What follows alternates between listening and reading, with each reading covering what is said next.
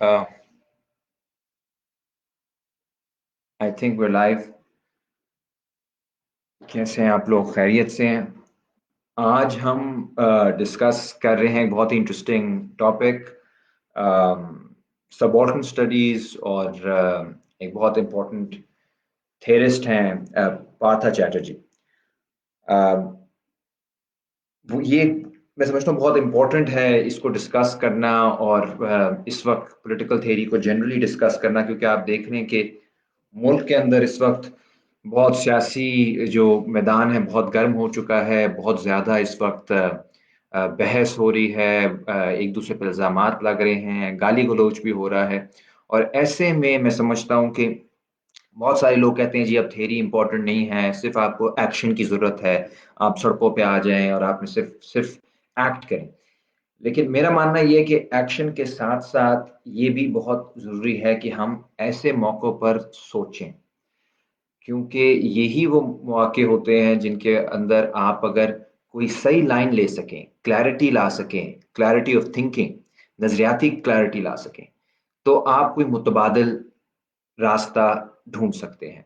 And I think more and more young people should be involved in thinking, in reading, in discussing intellectual stuff, क्योंकि उससे वो कोई गैर सियासी activity नहीं है या गैर अहम एक्टिविटी नहीं है। जितना ज़्यादा हमारे नौजवान बाशऊर होंगे, उतना ज़्यादा बेहतर तरीके से हम मूवमेंट्स का भी इदराक कर सकेंगे, हम पॉलिटिकल लीडर्स को भी बेहतर समझ सकेंगे, और जो ओवरऑल मुल्क के हालात हैं और जो मुस्तकबिल के इर्द-गिर्द बहस है, उसमें भी बेहतर तरीके से पार्टिसिपेट कर सकेंगे।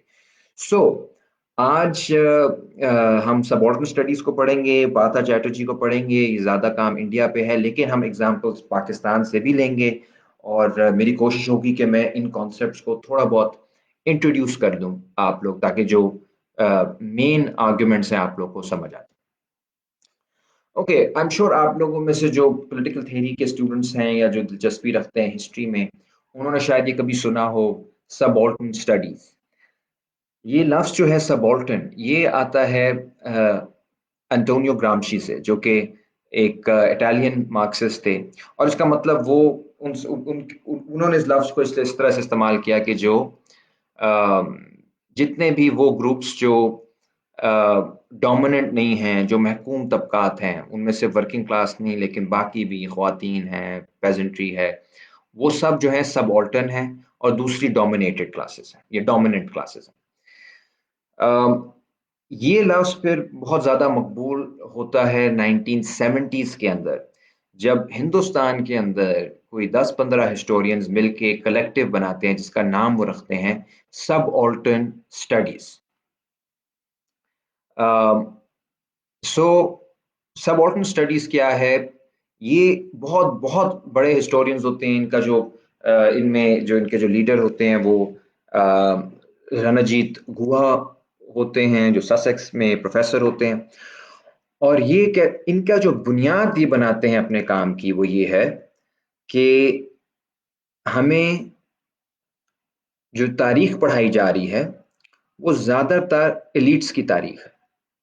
यानी तारीख के अंदर अ, हम जब इंडियन नेशनल हिस्ट्री पढ़ते हैं, एंटी कॉलोनियल मूवमेंट की हिस्ट्री पढ़ते हैं, या हम 16वीं 17वीं सदी की तारीख पढ़ते हैं, तो बादशाहों की तारीख होती है, या अगर कोई मज़ाहमती तारीख भी होती है तो उसमें भी हम बड़े-बड़े नाम पढ़ते हैं, नेहरू पढ़ते हैं, गांधी पढ़ते हैं, जिन्ना साहब, यानी जो बड़े लीडरान हैं सिर्फ उनको हम देखते हैं। लेकिन हमें आम शख्स नज़र नहीं आता।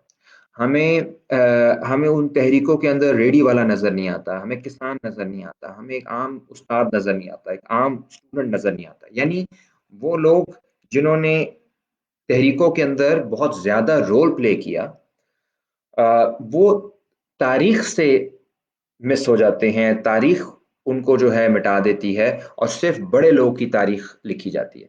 सो कोशिश उन्होंने ये की कि हम किसी तरह एक तरह से हिस्ट्री फ्रॉम बिलो, इसे कहते हैं हिस्ट्री फ्रॉम बिलो। ये इंग्लैंड के अंदर भी बहुत सारे हिस्टोरियंस ने लिखा, पीपल्स हिस्टोरियंस, जिसमें मैं आप लोगों को एलेक्स हॉब्सबॉर्न वगैरह और भी इस तरह के बहुत सारे थे, जिनका था कि हमें तारीख का जो जो को देखने का ज़ाविया है वो हुक्मरानों का नहीं होना चाहिए, है रियासती नहीं होना चाहिए, बल्कि अवाम की नज़र से हमें तारीख को देखना चाहिए कि आम लोगों ने तारीख कैसे बनाई।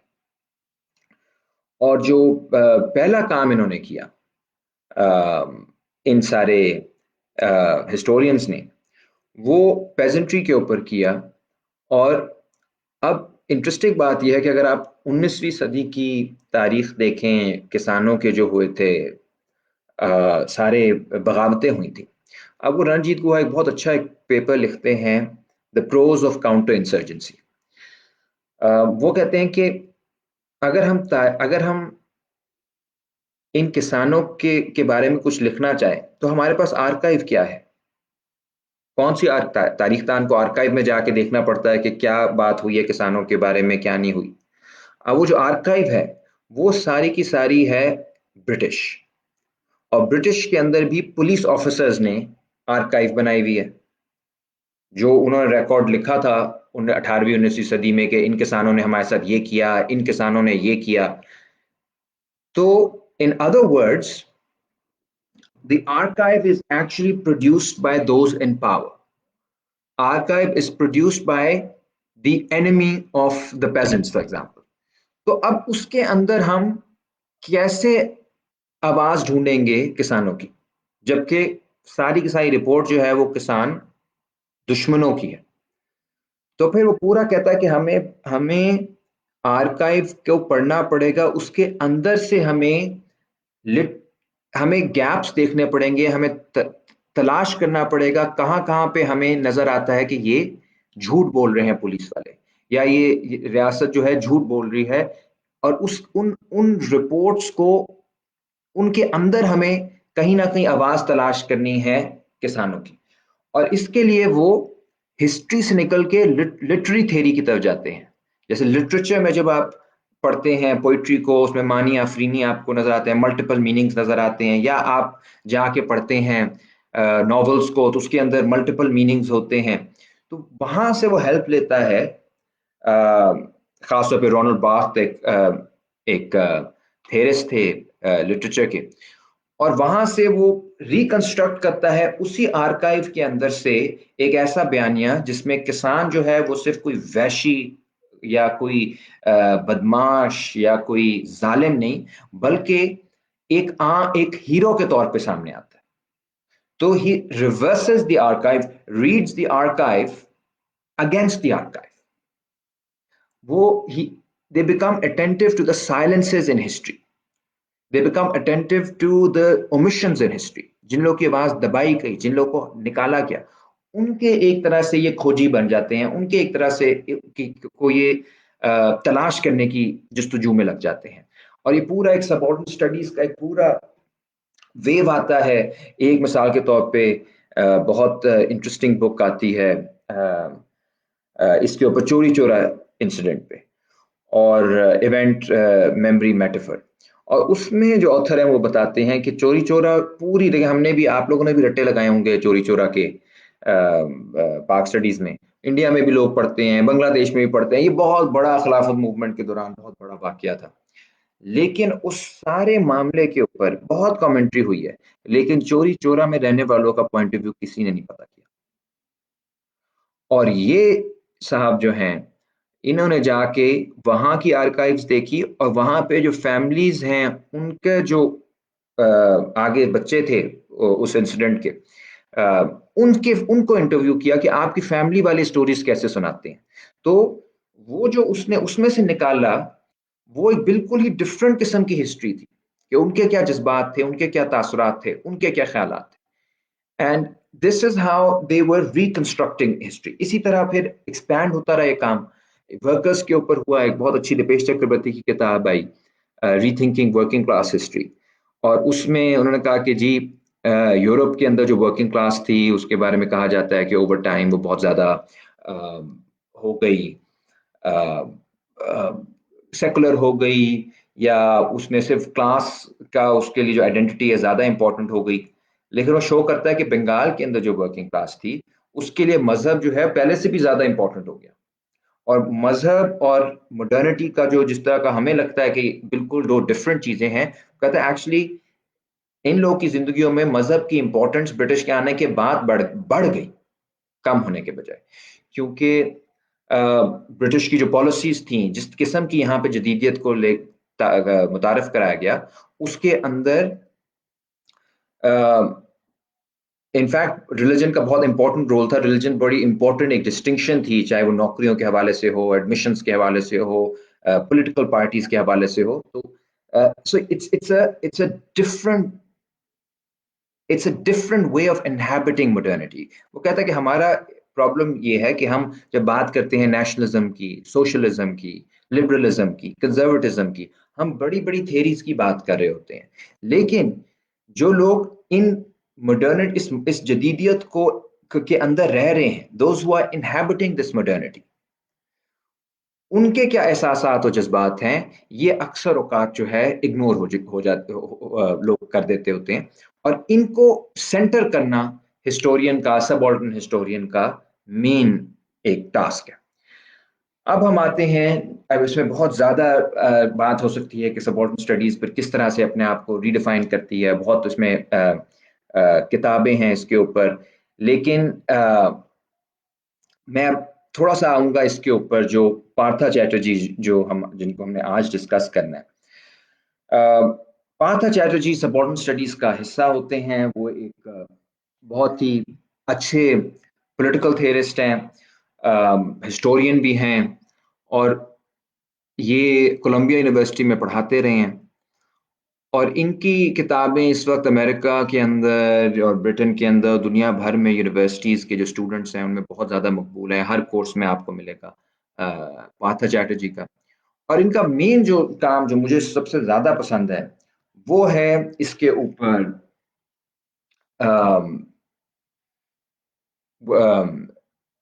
This idea of passive revolution. Passive revolution, अब पैसिव रेवोल्यूशन क्या है? पैसिव रेवोल्यूशन अगेन ग्रामशी का एक आइडिया है कि जैसे जैसे यूरोप के अंदर जो इनकलाबात आए, उसमें जो नए तबकात थे, यानी इंडस्ट्रियल रेवोल्यूशन के साथ, उसमें नया तबका बूर्जुआजी था, इंडस्ट्रियल क्लास। उन्होंने आते साथ ही ना सिर्फ सियासी ताकत ली, बल्कि समाज के अंदर भी जो जागीरदारी निज़ाम था उसकी जड़ों को हिला के रख दिया। That was the idea of a revolution. सो सरमाए के आने से, इंडस्ट्री के आने से, जागीरदारी निज़ाम 18वीं और 19वीं सदी में ख़त्म हो। लेकिन अक्सर औकात दुनिया में क्या हुआ, यानी यूरोप को अगर आप हटा दें, कि यहाँ पे जो कैपिटलिस्ट क्लास थी, वो इतनी ताकतवर थी ही नहीं कि वो जागीरदारों को ख़त्म कर सके। इसलिए जागीरदारों को ख़त्म करने के बजाय उन्होंने जागीरदारों के साथ पैक्ट कर लिया। तो यहाँ सरमायादारी जो है वो एक्टिवली नहीं आई, वो पैसिवली आई। सियासी तौर पे और इकोनॉमी के अंदर आपके सरमाया आना शुरू हो गया, कैपिटल का इनफ्लो शुरू हो गया, लेकिन समाजी ढांचे जो हैं वो जागीरदाराना रहे। इसकी वजह से जो हमारे रवायात हैं या हमारे रवैये हैं वो भी आज भी जागीरदाराना है। सो इन दैट सेंस, अभी आप अगर पाकिस्तान के हवाले से देखें तो अक्सर जो यहाँ बड़े बड़े आपको नजर आएंगे जागीरदार या इवन इंडस्ट्रियलिस्ट, उनकी आपस में शादियां हुई हैं। ये जैसे बाबर अली हैं, उनकी जंग में जागीरदारों के साथ उन्होंने शादियां की हुई हैं। इसी तरह आपको जगह जगह मिलेगा। There is like an organic link between the the feudals and the capitalist. और जो इसको इनको इन जब जब कोई भी क्लास इस पोजीशन में नहीं होती कि वो अपनी ताकत को असर्ट कर सके पूरी तरह से, अलायंसेस की तरफ अगर उसे जाना पड़ता है, तो ऐसे में फिर जो सबसे इंपॉर्टेंट चीज हो जाती है वो है रियासत, bureaucracy. And in the case of Pakistan, कल से पहले तो ये बात नहीं की जा सकती थी, अब तो बहुत खुल के की जा सकती है कि पाकिस्तान की केस में जो वीकनेस है यहाँ पे इंडस्ट्री की और फ्यूडल्स की, उसकी वजह से मिलिट्री जो है इवेंचुअली वो टॉप पे आ जाती है और मेन डिसाइडिंग जो फैक्टर है वो बन जाती है। इसको हमजा अलवी कहते थे the military bureaucratic oligarchy. And what eventually, when when the state is the most powerful, yes, capital plus land is political power, Shayan बात कर रहे हैं, लेकिन एक उसमें मैं चीज ऐड कर दूं कि यहाँ पे क्योंकि दोनों में इतनी पावर नहीं है on their own, they need a powerful state. इसलिए हम कहते हैं कि जमहूरियत जो है, क्यों हम कहते हैं कि वो मलिक रियाज पे आके खत्म हो जाती है, क्योंकि इवेंचुअली ऑल दीज क्लासेस, चाहे ये इंडस्ट्रियलिस्ट हो, चाहे ये प्रो एस्टैब्लिशमेंट हो, एंटी एस्टैब्लिशमेंट हो, eventually they need a powerful state, क्योंकि इनके पास वो ताकत नहीं है कि लोगों को मुसलसल एक एक एक एक विजन के साथ जोड़े रखें, क्योंकि जो इनकलाब होना था यहाँ पे वो पूरी तरह से हो नहीं पाया। तो अभी eventually we in countries like Pakistan, the state is supposed to manage different groups। यहाँ पे सिटीजनशिप का आइडिया नहीं है, यहाँ पे डिफरेंट ग्रुप्स हैं, डिफरेंट पावर प्लेयर्स हैं जिनको आपस में मैनेज करना है। सॉरी मैं आज थोड़ा सा आहिस्ता बोल रहा हूँ, थोड़ी सी मेरी तबीयत खराब है, मैं साथ साथ ओआरएस भी ले रहा हूँ। आई होप क्लियर है हो मेरी आवाज। Anyway, so eventually all of this all of this required a powerful state। अब हम आते हैं कि पाथा का इंडिया के ऊपर क्या एनालिसिस है इसी हवाले से। वो कहते हैं इंडिया में पैसिव रेवोल्यूशन हुई और उसकी एक बड़ी वजह क्या थी। एक अजीबो गरीब सिचुएशन आ गई कि नेहरू और उसके इर्द गिर्द जो लोग थे वो चाहते थे कि बहुत तेजी से इंडिया के अंदर इंडस्ट्रियल डेवलपमेंट, लेकिन जो इंडिया इंडस्ट्रियल डेवलपमेंट है उसका प्रॉब्लम ये है कि उसमें फिर आपको जाहिर है जागीरदारी खत्म करनी पड़ेगी। आपको जो सारे मज़ारे हैं जो थोड़ा थोड़ा उधर काम कर रहे हैं उनको आपको शहरों में लाना पड़ेगा, उनसे फैक्ट्रियों में काम करवाना पड़ेगा। जो सब्सिडीज हैं जो आपकी ये वाली जो फ्यूडल्स को मिलती हैं इन्हें ख़त्म करना पड़ेगा, इंडस्ट्री की तरफ लेकर आना पड़ेगा, मिलिट्री और ब्यूरोक्रेसी के जो पर्क्स हैं उन्हें कम करना पड़ेगा। अब ये सारी चीजें जो हैं इसमें तो बहुत ज्यादा वक्त लगेगा और इसके लिए बहुत स्ट्रॉन्ग फैसला आपको करना पड़ेगा कि आपने जागीरदारों से लड़ना है, और नेहरू ये करना चाहता था। लेकिन प्रॉब्लम क्या थी? प्रॉब्लम ये थी कि 52 में इलेक्शंस हो रहे थे, 1952 में पहले इंडिया में सॉरी वो 1952 में हुए, और इलेक्शंस अगर जीतने थे कांग्रेस पार्टी ने तो फिर उसको किन की सपोर्ट की जरूरत थी? उन्हीं जागीरदारों की जिनके खिलाफ उन्होंने एंटी कॉलोनियल मूवमेंट में आवाज उठाई थी। इसलिए बहुत अजीब व गरीब चीज होती है कि जो सारी नेशनलिस्ट मूवमेंट है उसके अंदर किसानों के बारे में हर कोई बात करता है। जिन्ना साहब भी करते हैं, नेहरू भी करते हैं, गांधी जी भी करते हैं, सारे कि जी किसान हमारे जो हैं वो रीढ़ की हड्डी। लेकिन जैसे ही इंडिया आजाद होता है तो किसानों की एक बहुत बड़ी तहरीक होती है तेलंगाना के नाम से, हैदराबाद, और वहां पे और उनका बेसिकली किसान तहरीक जो है वो जमीन छीन रही होती है निजाम से और जो बड़े बड़े जागीरदार थे वहां पे। और इसके बजाय कि उनके साथ नेगोशिएट किया जाता या उन्हें कहा जाता कि जी आप बिल्कुल हमारे इंडियन हैं, अब आजाद हैं, अब आपको बेहतर जिंदगी मिलेगी, ये सब करने के बजाय नेहरू ने वहां पे पुलिस ऑपरेशन, जिसे पुलिस ऑपरेशन कहते हैं, पुलिस ऑपरेशन वो नहीं था, मिलिट्री को भेजा था और बहुत बड़े पैमाने पे कत्लो गारत करी हुई। इसी तरह तेभागा की एक मूवमेंट थी बंगाल में, उसको भी क्रश कर दिया गया और सारे जागीरदारों को जो कि खिलाफ थे कांग्रेस पार्टी के उनको कांग्रेस में शामिल कर लिया गया और 52 में वो अपने अपने हलकों से जीत गए और बहुत बड़े लेवल पे उनको कामयाबी हुई। यही चीज एक तरह से पाकिस्तान में हुई कि जो जो लोग थे यूनियनिस्ट पार्टी में या जो जो जागीरदार खिलाफ थे पाकिस्तान मूवमेंट के या ब्रिटिश के बहुत करीब थे, वो एंड में एकदम से चले गए मुस्लिम लीग के अंदर, और यहाँ पे भी जो लैंड रिफॉर्म का एजेंडा था वो सारे का सारा खत्म हो गया। ये दोनों ममालिक के अंदर हुआ, जिसका मतलब है कि both India and Pakistan were going through what Partha Chatterjee calls passive revolution. Revolution ये है कि कैपिटल बाहर से आई जा रहा है, आईएमएफ भी लेकर आ रही है, वर्ल्ड बैंक भी पैसा दे रहा है 50s 60s में बहुत ज्यादा। यहाँ पे 22 फैमिलीज थी, उधर भी टाटा वगैरह, टाटा बिरला वगैरह फैमिलीज, बड़ी बड़ी फैमिलीज बनी। तो सरमाया आ रहा है, लेकिन जो नीचे समाजी ढांचा है वो तब्दील नहीं हो रहा। और इस सब टेंशन को मीडिएट करने के लिए आपके पास एक बहुत ताकतवर स्टेट है, वहां पे इंडिया के अंदर ब्यूरोक्रेसी और पुलिस, और यहाँ पे फौज। तो ये एक मॉडल है जिसको एक नक्शा है जो पार्थ चैटर्जी खींचता है। कहता है अब हम इस सारी सिचुएशन के अंदर कैसे समझें सब ऑल्टन लोग की पॉलिटिक्स। सब ऑल्टन स्टडीज है क्योंकि, तो सब ऑल्टन लोग की पॉलिटिक्स कैसे हम समझें, आम लोग की, महकूम लोग की पॉलिटिक्स को किस तरह से समझे, जो रोजमर्रा की। वो ये नहीं कह रहा कि लेफ्ट राइट की या किसी पार्टी की या नजरियाती सियासत, उसे कह रहा है कि उनकी रोजमर्रा की जिंदगी की जो सियासत है उसको कैसे समझा जाए। उसके लिए वो एक डिस्टिंक्शन बनाता है। वो कहता है एक तरफ हमारे पास है जिसे वो कहता है civil society.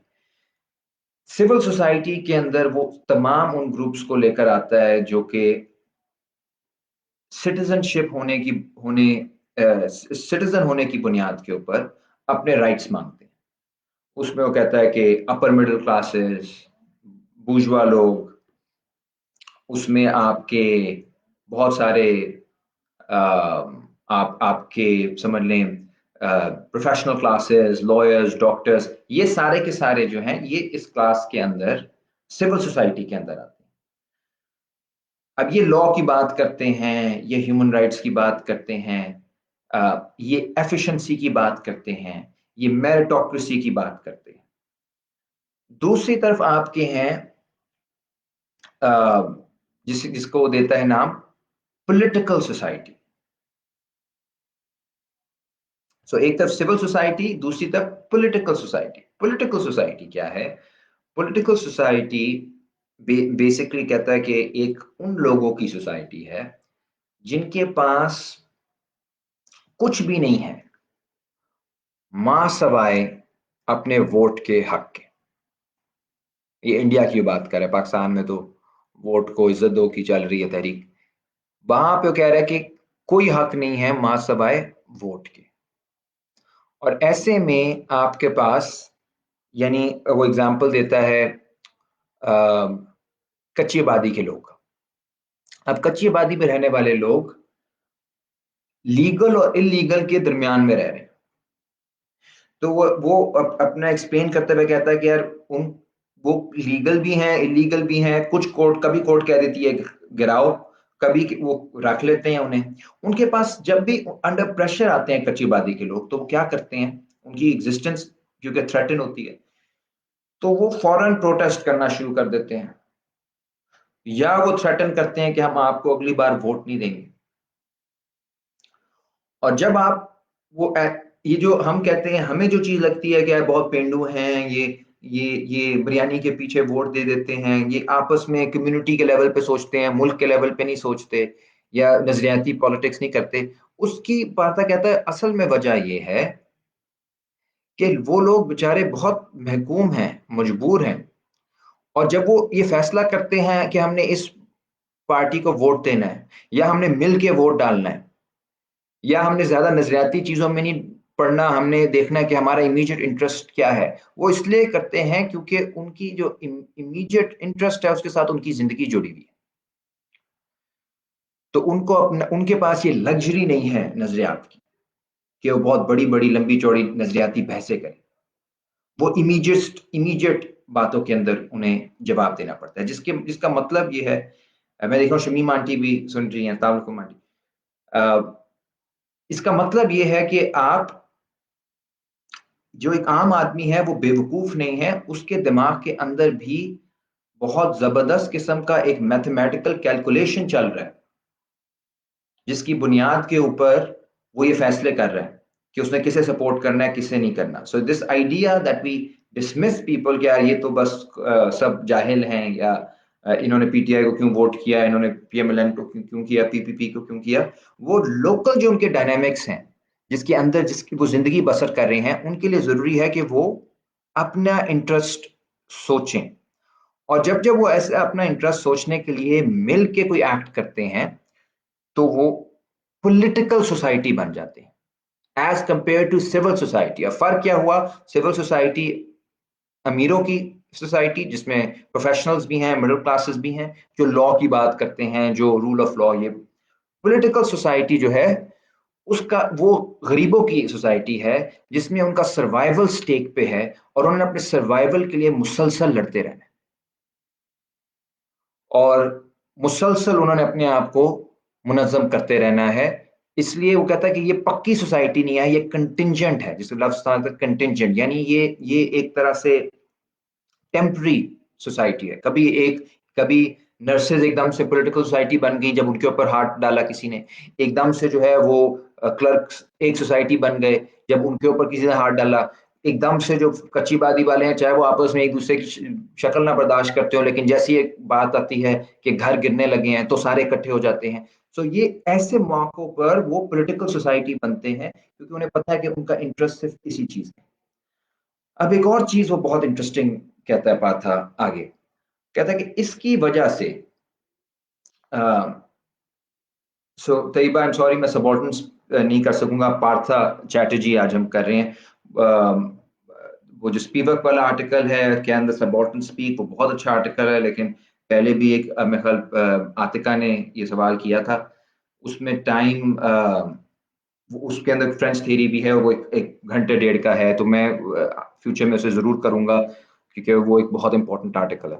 Right now we discussing Partha Chatterjee and his idea of political society. और पॉलिटिकल सोसाइटी के अंदर वो एक और जो बात करता है जो मुझे बहुत इंटरेस्टिंग लगती है, वो ये है कि whereas civil society is talking about laws and rights, rights to be treated under या अकॉर्डिंग टू द लॉ, वो अपनी रिसर्च में शो करता है कि जब ये निकलते हैं पॉलिटिकल सोसाइटी वाले, तो उनकी जो लैंग्वेज होती है वो लॉ से ज्यादा मॉरल होती है, मोरालिटी पे। कि यार हमारे साथ ज्यादती हो रही है, क्योंकि उन्हें लॉ शॉ का पता भी ना हो। हमारे साथ ज्यादती हो रही है, हमारे बच्चों के सर से छत आप छीन रहे हो, हमें आप भूखा मार रहे हो, हमें आप हमें हमें आप फेंक रहे हो, हमें इस्तेमाल करके फेंक रहे हो, हमें कोई पूछने वाला नहीं है। ये सारी चीजें जो हैं, ये एक मॉरल लैंग्वेज है, क्योंकि लीगल लैंग्वेज में उनमें से अक्सर लोग नहीं शामिल होते। और अगर उन्हें बताया जाए कि यार देखें, लॉ के मुताबिक आपकी अब ये हमें गिरानी पड़ेगी, ये घर गिराना पड़ेगा, या आपको नौकरी से निकालना पड़ेगा, तो अब ये लॉ है, सो हम आपके लिए एक्सेप्शन नहीं कर सकते। तो कहते हैं कि अक्सर औकात अब एक नई चीज आ रही है, to demand the right to be treated as an exception. क्यों कहते हैं अगर एक्सेप्शन नहीं है तो फिर आप एक्सेप्शन बनाए, हमारे लिए किसी भी तरह बनाए, हम आपको वोट नहीं देंगे, हम सड़क नहीं छोड़ेंगे। They create a state of exception. वो नॉर्मल रूटीन को डिस्टर्ब कर देते हैं, जैसे सड़क ब्लॉक कर देना, जैसे प्रोटेस्ट कर देना, जैसे हड़ताल कर देना। और उस रूटीन की सस्पेंशन से वो कहते हैं कि हम तब उठेंगे, आप हमें लॉ का ना बताएं, आप हमें कानून के ना सारे आर्टिकल्स ना बताएं, आप हमें कोर्ट की जजमेंट्स ना बताएं, आप बस हमें गारंटी दें कि हमारा काम हो जाएगा। So if there's no space in law, then create an exception for us. और ये उनकी एक बुनियाद उसकी ये बनती है कि वो देखते हैं, वो कहते हैं कि जो अमीर हैं उनके लिए तो हर वक्त एक्सेप्शंस हैं इस मुल्क में। अंबानी के लिए, टाटा के लिए, बिरला के लिए, बड़े बड़े फिल्म स्टार्स के लिए, उनको उनको तो कानून नहीं पकड़ता। अगर उनके लिए एक्सेप्शन है तो फिर हमारे लिए क्यों नहीं? वो तो अरबों डॉलर खा जाते हैं। हम तो आपसे कह रहे हैं कि हमारी ये जो कच्ची बात है इसे ना गिराएं, तो आपको वो भी आपके लिए काबिल कबूल नहीं। और ये पाकिस्तान में भी बिल्कुल लग सकता है कि जो एक्सेप्शन है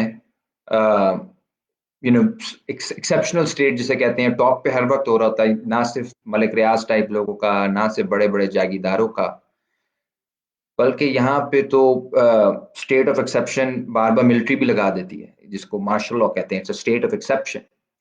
सो एक्चुअली वो उस लॉ को सस्पेंड कर देते हैं। So this is a very very common thing in among the elites. तो फिर लोकल लेवल पे लोग क्यों नहीं एक्सेप्शन मांग सकते कि यार हमें किसी तरह हमारे इलाके से भी पानी साफ करें, हमारे इलाके से भी सड़क में भी सड़क बनाएं।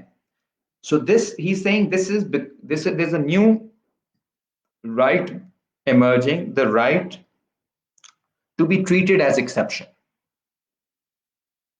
And I find that to be a very interesting point. Now, I will end it by one last piece of discussion, which is the relationship of Chatterjee's work to violence and contemporary India.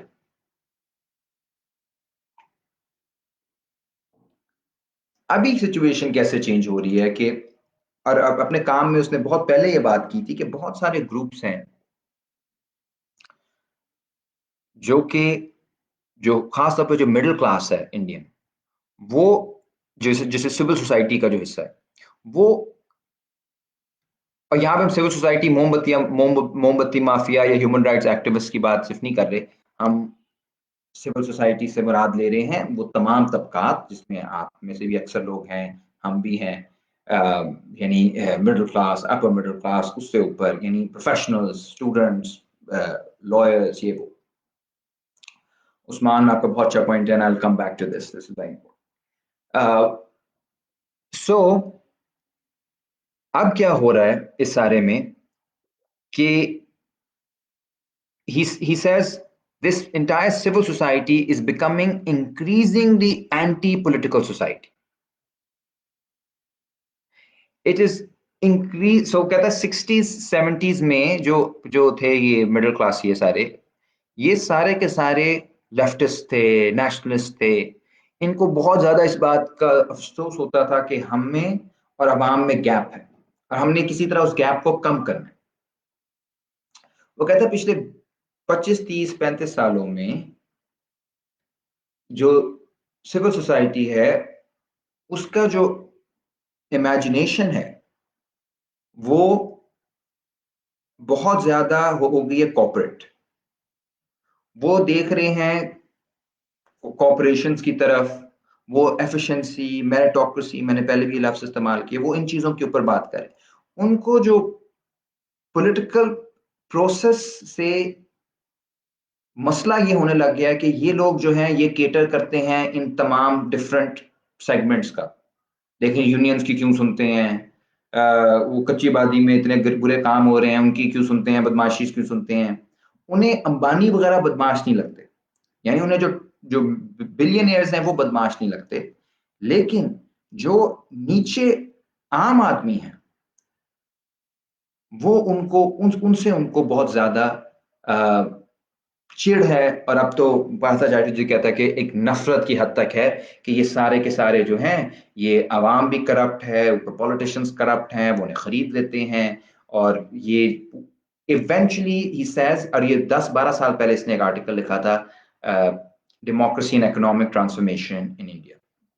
मैं इधर लिख भी देता हूँ, democracy and economic transformation in India, जिसमें इन्होंने ये predict किया कि eventually people have begun hating democracy itself. ये जो सारी मिडिल क्लास है इट हेट्स डेमोक्रेसी बिकॉज उसे लगता है कि इस सारे प्रोसेस की वजह से मेरिटोक्रेसी नहीं आ रही, इसलिए ये कोटा से बहुत नफरत करते हैं। आप देखें जो अभी पिछले दिनों आजकल एक बलोचों की लॉन्ग मार्च हो रही है स्टूडेंट्स की, क्योंकि कोटा उनका खत्म किया गया है पंजाब के अंदर। तो अक्सर जो पंजाब की मिडिल क्लास है वो जब कोटे का लफ्ज सुनती है तो उन्हें नफरत हो जाती है। हमारे यहाँ भी ये प्रॉब्लम है कि वो उन्हें लगता है कि शायद मेरिट खत्म हो रहा है, जबकि हकीकी बात ये है कि कोटे का मतलब पार्था ये समझाता है कि जो इफेक्ट्स हैं इस सारे सिस्टम के, जिसके अंदर बहुत ज्यादा लूट खसूट है, जिसे वो एक लफ्ज इस्तेमाल करता है प्रिमिटिव एक्यूमुलेशन। ये मार्क्स का लफ्ज है, प्रिमिटिव एक्यूमुलेशन, यानी जो लोगों से छीन के चीजें एक्यूमुलेट की जा रही हैं सरमायादारी के लिए। इस पे कभी हम फिर तफसील से बात करेंगे, ये बहुत अच्छा और इम्पोर्टेंट कॉन्सेप्ट है। लेकिन जैसे जमीन पे कब्जे हो रहे हैं, जैसे अभी आइलैंड्स पे सिंध में कब्जा किया है, या मिनरल रिसोर्सेज पे कब्जा, वो सारी चीजें जो हैं उससे बहुत सारे लोग दरबदर होते हैं। तो उनको कुछ ना कुछ आपको वापस भी देना पड़ता है to reverse the effects of primitive accumulation, क्योंकि उनसे आपने छीन बहुत ज्यादा लिया। अब वाली जो मिडिल क्लास है वो कहती है सिर्फ छीनो और दो कुछ भी वापस नहीं। सिर्फ एक तरक्की का ऐसा मॉडल है जिसमें आम इंसान एग्जिस्ट ही नहीं करता। जो डेवलपमेंट का मॉडल आ रहा है, जो कॉर्पोरेट एलिट्स जिसको चला रही हैं, पॉपुलराइज कर रही हैं, there the people are almost absent. जैसे आप देखते हैं हुंजा के अंदर, हम अक्सर लोगों को नहीं पता कि अताबाद झील के पीछे कितना खून खराबा भी कितना है। बाबा जान हमारे साथ ही अभी भी जेल में है। लोग बस उधर जाके सेल्फीज और सैरें और मौज मौज मस्ती करना चाहते हैं। That means people are increasingly becoming absent in the imagination of the public. और ये बात बहुत सारे बॉलीवुड के फिल्म थियरिस्ट भी कह रहे थे। हमने शायद एक दफा पहले डिस्कशन भी की थी कि जैसे 70s का जो हीरो थे अमिताभ वगैरह, उनकी फिल्मों में बहुत ज्यादा अवामी इश्यूज होते थे। ये दिलवाले दुल्हनिया के टाइम से फिल्में बिल्कुल चेंज हुई हैं। आई मीन, मैं नहीं कहता बुरी फिल्म नहीं है, मुझे भी अच्छी लगती है, लेकिन वो उसने जो केटर करने की कोशिश की है वो एक नई मिडिल क्लास और फिर डायस्पोरा में जो रह रहे हैं इंडियंस, उनके उनको किया है, जिनकी लाइफ में यही इश्यूज हैं। वो फेल हो रहा है सारी जिंदगी, लेकिन उसके बाप ने बहुत पैसा बनाया है, पता नहीं कैसे बनाया है, ये इसमें किसी को दिलचस्पी नहीं है।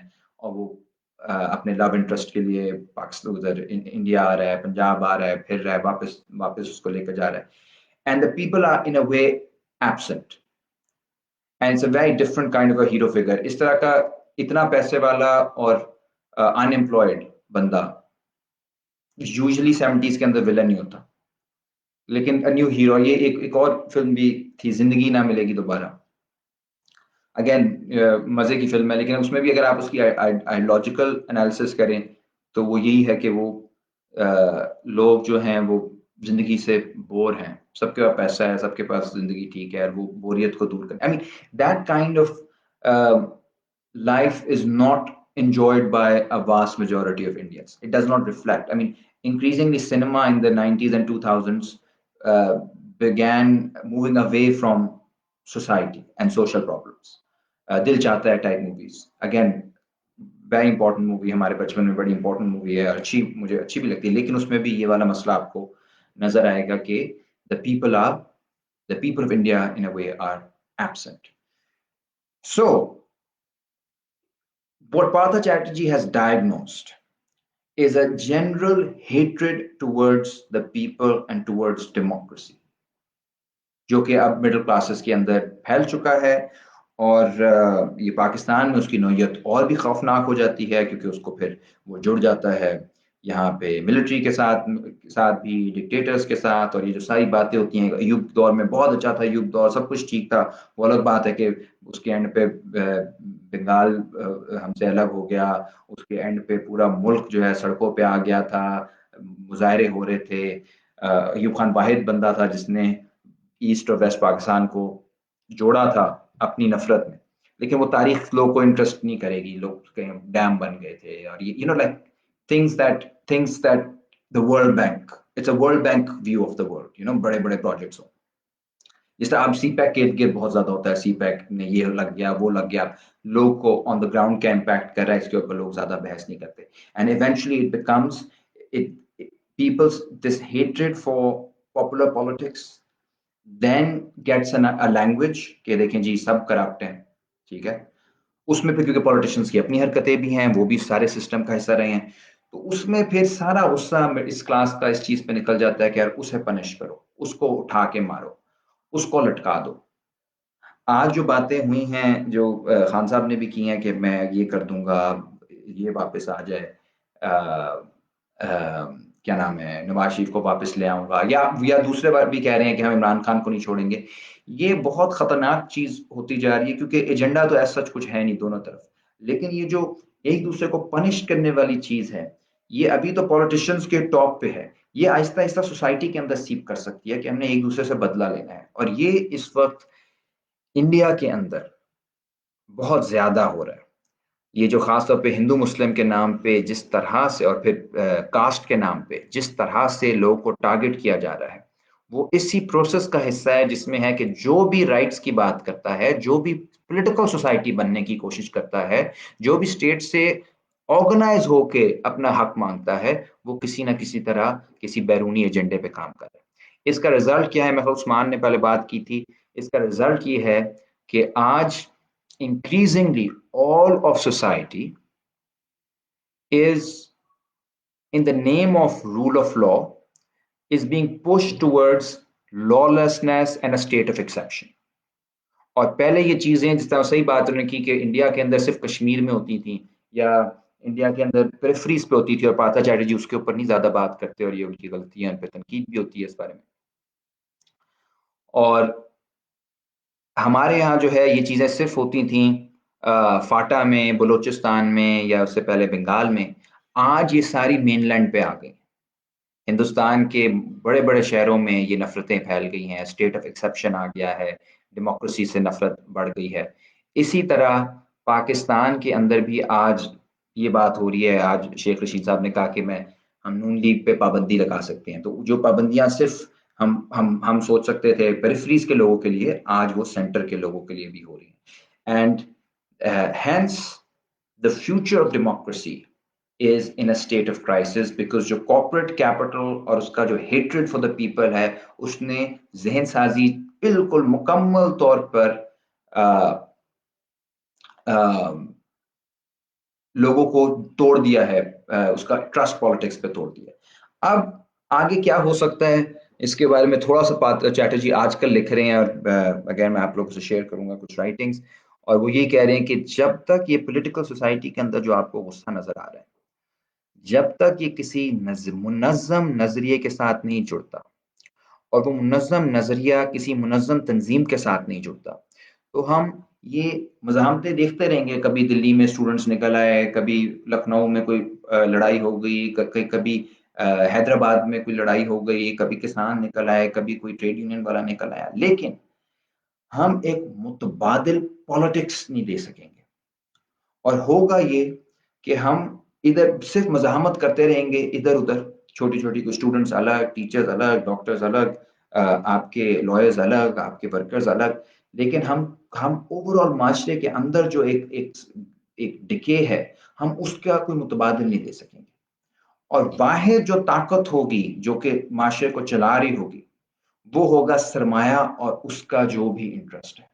अगर मलिक रियाज को पैसे निकलवाने हैं कराची के इर्द घोटों से, तो चाहे वहां पे मिलिट्री हो, पीपल्स पार्टी हो, कोई भी और हो, वो निकलवा लेगा। अगर सीपैक का कहीं रास्ता बनाना है और रास्ते में कोई आ रहा है, तो सबको मिटा दिया जाएगा। ये एक उसके इंटरेस्ट के ऊपर हम चल रहे हैं, on the interest of profit for the few. और उसके लिए हमारे पास एक बहुत ही मजबूत किस्म की रियासत होगी, जो इस सारी चीज को मैनेज करेगी, इस disorder. This is a dark future that Chatterjee is warning us against, until and unless people are able to come together and propose an organized alternative, उसके बगैर चीजें जो हैं वो डिक्लाइन में रहेंगी। Well, thank you very much. जाने से पहले अदीला, मैं आपसे सबके सामने सॉरी करना चाहता हूँ। हम सारे स्टूडेंट्स से मैंने बहुत अरसे से डिले किया हुआ एक मीटिंग, सो वो होपफुली 2 दिनों में हम करेंगे। कल मैं एक्साइटेड हूँ, टोबा टेक सिंह जा रहे हूँ, वहाँ पे भट्टा मजदूरों का एक ज़बरदस्त जलसा है। इसी तरह मैं गालिबन वेंसडे को प्रोग्रेसिव स्टूडेंट कलेक्टिव वालों का एक बहुत इम्पोर्टेंट इवेंट है लाहौर में। जो सारे स्टूडेंट सुन रहे हैं, लाहौर में हैं, ज़रूर आएँ। और मेरे ख्याल मंडे या ट्यूसडे को ही जो बलोच स्टूडेंट्स हैं वो भी लाहौर आ रहे हैं, तो उनको भी हम इंशाल्लाह वेलकम करेंगे, जो लॉन्ग मार्च के स्टूडेंट्स हैं। Thank you everyone. और मैं इसके ऊपर और भी चीज़ें आप लोगों के साथ शेयर करूँगा। सबॉर्डिनेट स्टडीज़ ज़रूर खुद पढ़ें, पाथा चैटर्जी को भी पढ़ें, लेक्चर पे सिर्फ ना रुकें। जब तक आप खुद नहीं पढ़ेंगे तब तक आप चीज़ों को एंजॉय नहीं करेंगे और सही तरह से समझ नहीं पाएंगे। Thank you very much, take care, खुदा हाफिज़।